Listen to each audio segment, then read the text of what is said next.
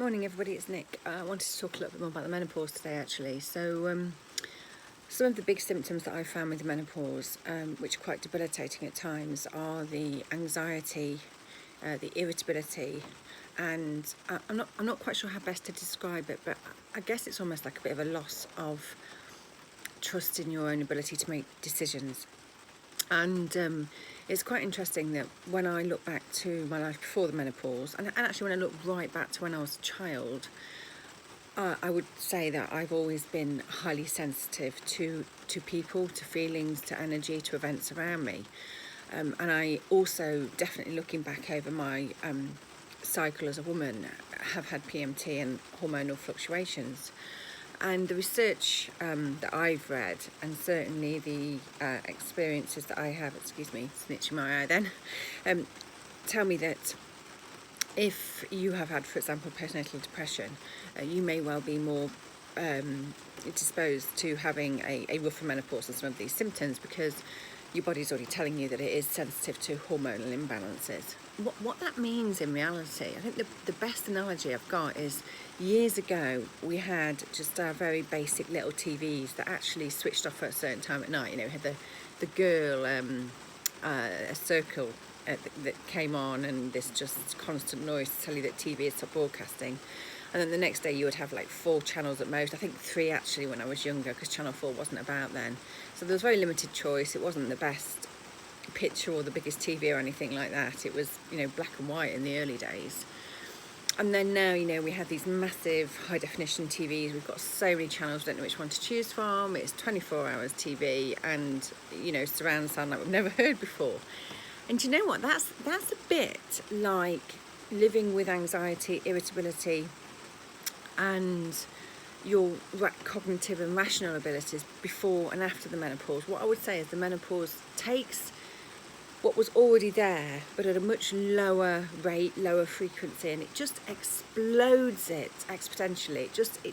It just brings it into absolute vivid life, so much so that it's just overwhelming at times. So I will get anxious about things I just cannot believe I'm getting anxious about. You know, whether I check the sell-by date on the ham before I made my daughter's pack up. I've actually gone into school before, made an excuse and swapped her pack up over, because I couldn't just stop thinking about the fact that maybe the ham was out of date and I hadn't tasted it. You know, a real getting stuck in a cycle. The irritability can just be so overwhelming, and it can come from nowhere, and you, I don't know if anybody else feels like this, but I don't know where it's coming from. And sometimes I do just physically have to take myself off on my own for a walk or into the garden, because I just can't talk. It's like this primal rage and irritability inside of me, and I know that if I let it go and I let it impact somebody else, I will feel so terrible afterwards. So I actually take myself off until it subsides, and there's a real loss of confidence and self-esteem, I think. So decisions I would have made in the blink of an eye before, I really struggle with, and I find myself going over and over again, checking it out with people. I mean, you know, the number of times my sister gets, you know, an early morning phone call, or my husband, to check something really, really trivial, because I just need that objective and more rational filter, really, to give me confidence that I'm making the right decision. And all of these things are so intangible, and they can get very, very mixed up with lots of other things. And I do think that's the reason. I mean, I was treated for depression when my menopause first hit. It was only when that treatment didn't work and other symptoms came to play that I was so blessed. I had a really open-minded GP, so we looked at the other things, and it became clear what was happening when, you know, we looked at the bloods and put the whole picture together. But you can see why this gets confused. But actually the really big point I wanted to make is that in amongst all of these choppy waters that you can absolutely drown in, because they're just really overwhelming when they come, I think the thing that I've found is that I've looked for a lifeboat, and I guess my lifeboat has been truth.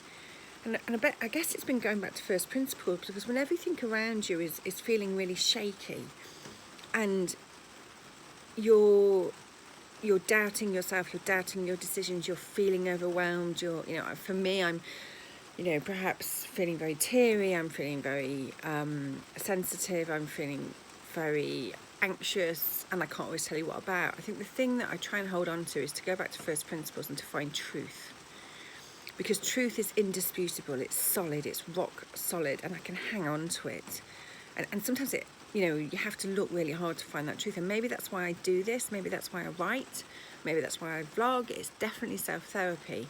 But I think it's also putting it out there in the public domain, and it makes that truth somehow do something for me. And I think it's almost like if I do it, I have a choice and I have some control, and I can still find that little bit of who I am. Whereas if I sit with it on my own, alone, and hold on to it, it's almost like the menopause controls me, as opposed to me shouting out against it and saying, I'm going to talk about how this feels, I'm going to talk about these symptoms. And what that is really about is truth. And that's just something I find really helps me, because a lot of those symptoms I'm talking about, although they might be caused by imbalances, it doesn't feel like you can just get a sticking plaster or do something to take it away. It's, your head is not where it needs to. Well, certainly my head isn't where it needs to be. And in amongst that, I hang on to truth. And maybe that's why I do this. And for anybody out there who's having a tough menopause, I guess I'm doing this to say, you're not alone if you are feeling like this. And if you're not, maybe I am alone, but I can live with that. But you're not alone, because this is definitely something I feel a lot. I don't know when it's coming, and if you feel it too, it will pass. We will get through this, and we just have to find, a lifeboat for those rough days when the choppy waters feel like they're going to engulf us until it passes, until the storm passes. And I really hope that's of help. Take care. Bye.